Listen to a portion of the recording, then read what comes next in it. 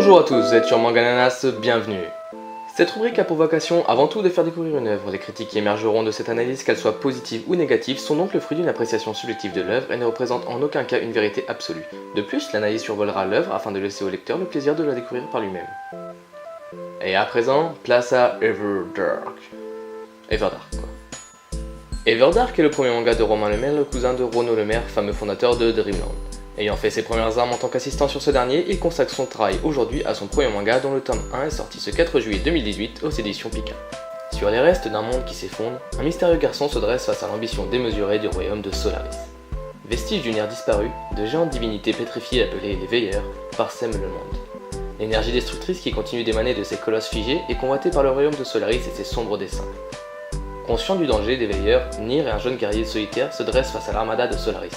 Son chemin croisera celui de nombreux alliés et ennemis, sans jamais se détourner du même but, empêcher qu'une guerre contre le ciel supérieur n'éclate. Bon, en gros, l'histoire se déroule dans un univers de fantasy instable en proie au conflit. Dans ce premier tome, on découvre deux personnages qui semblent être amenés à être les deux personnages principaux. D'un côté Nier, le personnage typique badass, solitaire et très puissant, et de l'autre côté Milo, un jeune spiriteur débutant, en gros une sorte de chaman qui est en contact avec des esprits.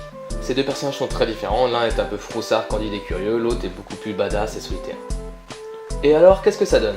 Eh bien, si vous aimez les univers fantasy mais que vous avez marre des ambiances très sombres mais que par ailleurs vous ne supportez pas de voir des boobs de magiciennes toutes les deux planches, c'est Everdark qu'il faut lire.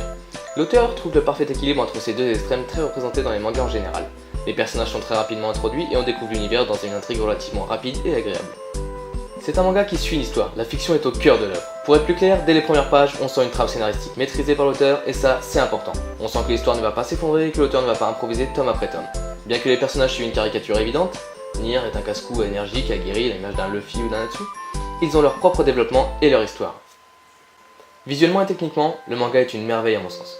Outre une couverture que je trouve très attirante et les belles premières pages colorisées, le dessin est très fin, l'œuvre est baignée de détails.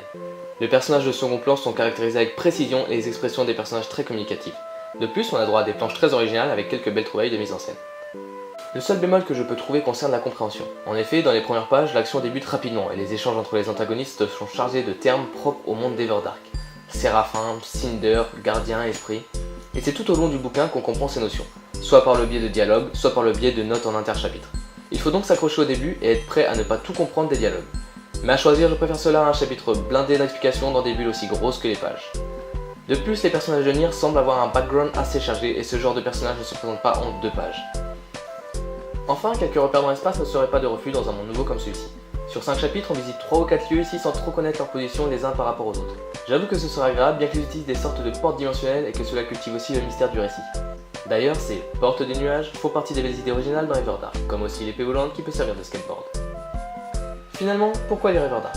Ben déjà, c'est français, et ça, c'est cool. De plus, le manga joue habilement avec les clichés pour être original. Il entraîne le lecteur dans les mystères de son univers et de ses personnages.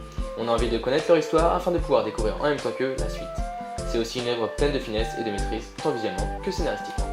Et voilà, c'est fini pour ce tome 1 de Everdark. J'espère que cette vidéo vous aura donné envie de lire ce manga. Merci à tous.